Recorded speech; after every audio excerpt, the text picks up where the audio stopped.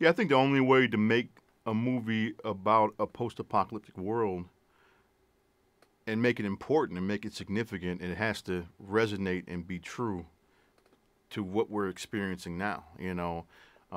Whether that be the political climate and geopolitical climate, um, uh, uh, spiritual and religious climates at the time and right now, in fact.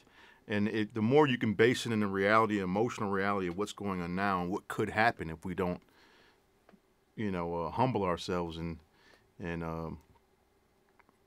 look at one another and figure out how to make things better, then I think it's more effective a movie when you base it in that reality, that emotional reality of what's happening today. The way Denzel Washington has played it has not been seen in film before.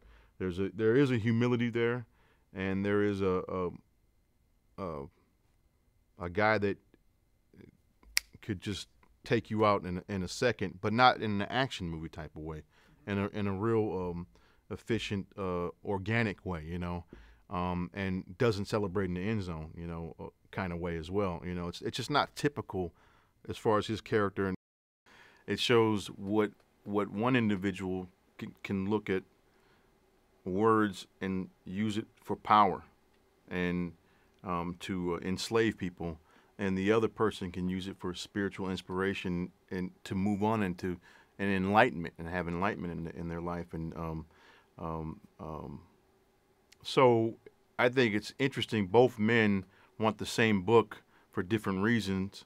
One is to control people, and the other is to set people free. He's not one of those guys that you have to spell anything out to. And he's not one of those guys that, people will ask me too. They'll go, how did you get Denzel to lose 60 pounds? And how did you get Denzel to do this? I said, well, you don't get Denzel to do anything. You could talk with him and discuss things, and but he is a filmmaker in his own right. And I call him the player coach on the set when he's really gets going. And it's not only a great actor there, but there's a filmmaking mind happening there too.